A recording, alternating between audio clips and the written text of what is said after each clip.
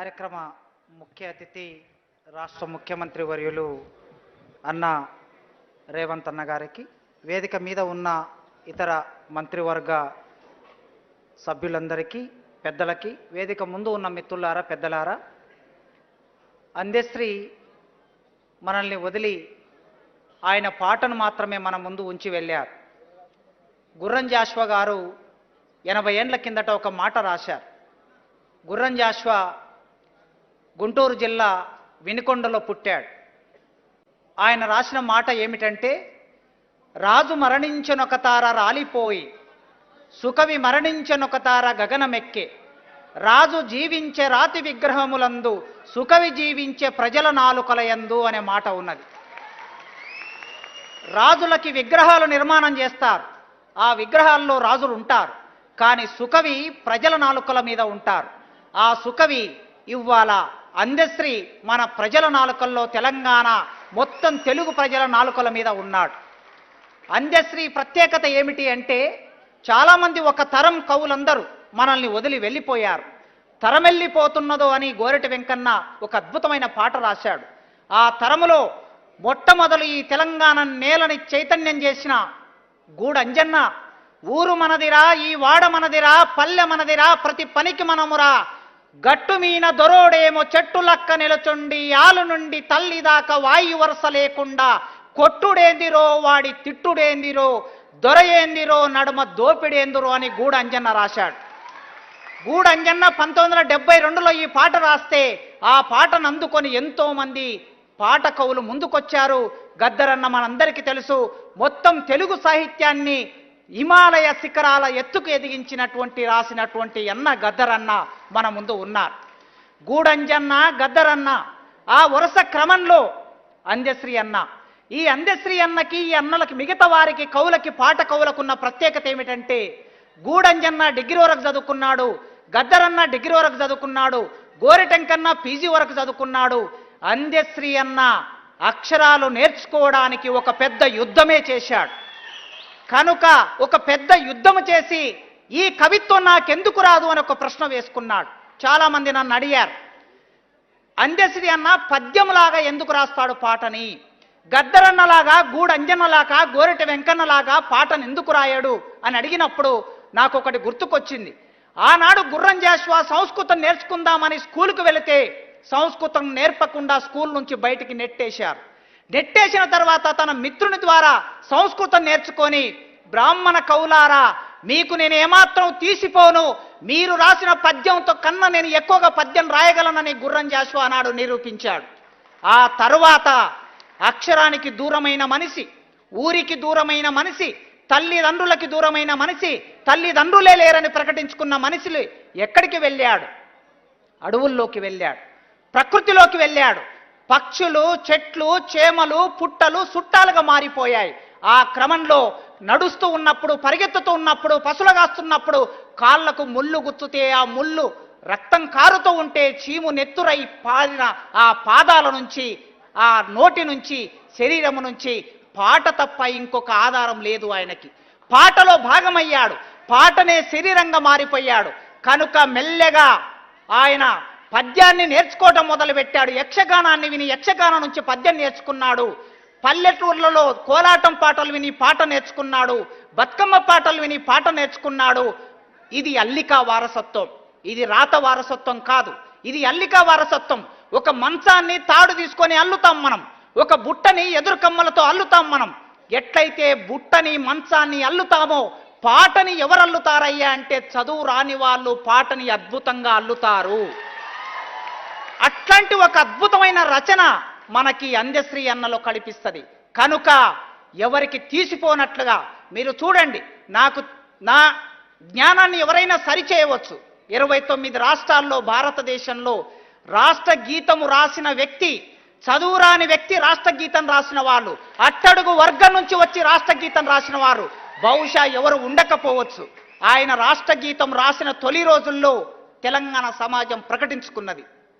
అంతకుముందు ఉమ్మడి రాష్ట్రానికి మా తెలుగు తల్లికి మల్లెపువ్వు దండ, మా కన్న తల్లికి మంగళారతులు అని పాట పాడాం. బిరబిరా కృష్ణమ్మ పరుగులెడుతుంటేను, గలగలా గోదావరి పారిపోతుంటేను, బంగారు పంటలు ఆంధ్రకాయే, బక్క చిక్కిన బ్రతుకులు తెలంగాణ కాయే అనే పాట పాడుకున్నాం మనం. అట్లాంటి సందర్భంలో ఈ మా తెలుగు తల్లికి మల్లెపూ దండ మాకొద్దు, మాకు జయ జయ హే తెలంగాణ కావాలి. ఈ పాటని పాఠశాలలో, కళాశాలలో, విశ్వవిద్యాలయాల్లో, సభల్లో పాడుకున్న పాట. ఈ పాట అనధికారికంగా తెలంగాణ గీతంగా ఉండిపోయింది 10 సంవత్సరాలు. అధికారికంగా రేవంత్ అన్న, ఈ సందర్భంగా నేను రేవంత్ అన్నను పొగుడుతున్నానని ఎవరైనా అనుకోవచ్చు, ఎవరైనా నేను రేవంత్ అన్నని పొగుడుతున్నానని అనుకోవచ్చు. నేను రేవంత్ అన్న నుంచి ఆశించేది ఏమీ లేదు. నేను కనుక నేను ఇక్కడ పొగడ్త కాదు, ఒక సందర్భం వచ్చినప్పుడు అనధికారికంగా ఉన్న పాట అధికారికంగా ఎందుకు కాకూడదనే ఆలోచన వచ్చినప్పుడు దాన్ని అధికారికంగా రాష్ట్ర గీతం చేసిన వ్యక్తి ఇవాళ రాష్ట్ర ముఖ్యమంత్రిగా ఉన్నాడు. కనుక మిత్రులారా, నాకు తెలిసి ఒక కట్టడుగు ఆయన కులాలకు అతీతుడు. అదే గుర్రం జాషువా చెప్పాడు కదా, కుల మతాలు గీసుకున్న గీతలో చొచ్చి పంజరాన పట్టువడను నేను, నిఖిల లోకమెట్లు నిర్ణయించే తిరుగులేదు విశ్వనరుడా అన్నాడు. అంజశ్రీ విశ్వనరుడు. ఆయన ఏ కులంలో పుట్టాడో చెప్పలేదు, నాకు కులము లేదన్నాడు.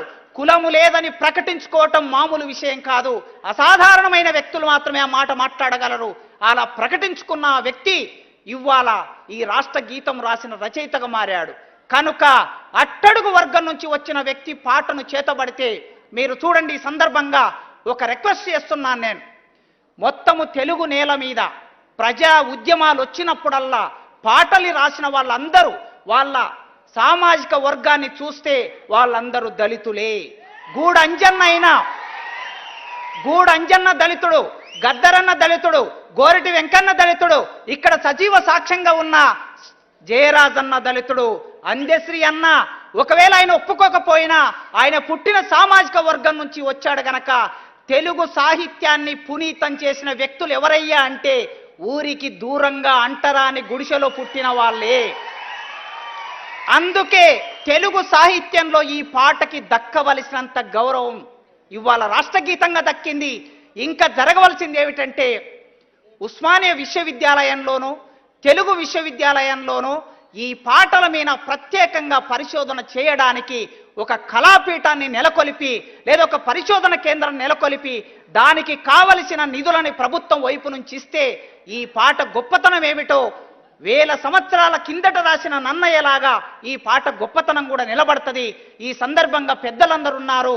ఇంత చేసిన రేవంత్ అన్న పాట మీద పరిశోధన చేయడానికి సంవత్సరానికి 2 కోట్లు 3 కోట్లు ఇస్తే ఒక 10 మంది పరిశోధకులు దాని మీద పరిశోధన చేస్తారు. ఈ ఒక్క పని చేస్తే ఈ పాట దిగంతాలకు వ్యాపిస్తుందని కోరుకుంటూ నాకు ఇచ్చిన ఈ అవకాశం ఈ సందర్భంగా అందశ్రీకి, ఆయన లోకాతీత కవి, ఆయన లోక కవి, ఈ లోకాన్ని మనిషి విధ్వంసం పోతున్నప్పుడు మాయమైపోయిన మనిషిని తన పాట ద్వారా వ్యక్తం చేశాడు. అదేవిధంగా ఈ సమాజంలో కొమ్మ చెక్కుతే బొమ్మరా, కొలిచి మొక్కుతే అమ్మరా, ఆదికే. ఏ మనిషి అయినా సరే ఒక్కొక్క మనిషి ఒక్కొక్క దేవుని మొక్కుతారు, కానీ ఆ దేవుడికి రూపం ఏమిటంటే ప్రకృతి రూపం అని చెప్పాడు. ఆ పాటలో మీరు చూస్తారు, ఎవరి నమ్మకాలు వాళ్ళవి అన్నాడు. ఇవాళ దేశంలో ఉన్న వాళ్ళు ఏమంటున్నారు, ఒకే దేవుని మొక్కాలే, ఒకే ఓటు ఉండాలి, ఒకే ట్యాక్స్ ఉండాలి, ఒకే పార్లమెంట్ ఉండాలి, ఒకే ప్రధానమంత్రి ఉండాలి అంటున్నాడు. కానీ అందశ్రీ అని అన్నాడు, ఎవరి నమ్మకాలు వారివి, ఎవరి నమ్మకాలు వారి ఉన్నప్పుడు ఒక ఎల్లమ్మ ఉంటుంది, మల్లమ్మ ఉంటుంది, పుల్లమ్మ ఉంటుంది, పోలేరమ్మ ఉంటుంది, కట్టమైసమ్మ ఉంటుంది, రాముడు ఉంటాడు, కృష్ణుడు ఉంటాడు, శివుడు ఉంటాడు. ఎవరి నమ్మకాలు వాళ్ళవని ప్రకటించిన ఒక అద్భుతమైన కవికి నివాళులర్పించే ఒక అవకాశం నాకు ఇచ్చినందుకు మీ అందరికీ పేరు పేరున వందనాలతో థ్యాంక్ యూ. పెద్దలు మాట్లాడాల్సింది దయచేసి మా అక్క, ఈ రాష్ట్రానికే అక్క విమలక్క, అక్క 2 నిమిషాలు అక్క ప్లీజ్ అక్క.